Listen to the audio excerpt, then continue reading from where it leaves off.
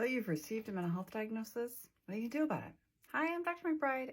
I'm a psychologist, and let's talk about what to do when you've received a diagnosis of a mental health condition. First, engage in acceptance. Acceptance is this idea that you are receiving something without necessarily asking for it to change. Now, this does not mean that you shouldn't make changes. It means that we don't necessarily need to change the fact that you qualify for the diagnosis. It now becomes your responsibility to live well within the diagnosis and manage any residual or longer lasting symptoms.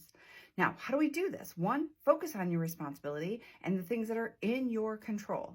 2, develop that peer support group, belongingness and connection. I cannot say it enough and how often.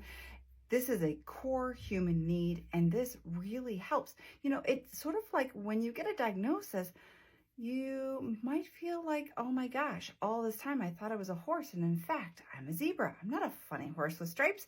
I'm a zebra. Now I can look for people or, my herd, as it were. And now we have the ability to set realistic expectations for a zebra, not trying to hold you to a horse expectation, right? Of course, just a metaphor.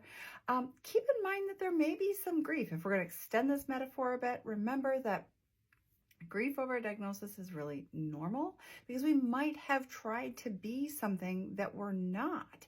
And there's sadness, there's loss sometimes in that. It does not mean that you don't want the other. It just means we might take a little bit of time to process what has now changed.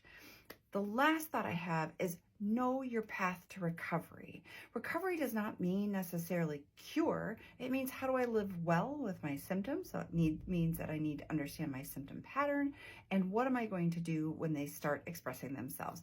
If you want more information about that, look at the very amazing work of Mary Ellen Copeland and look at her Wellness Recovery Action Plan.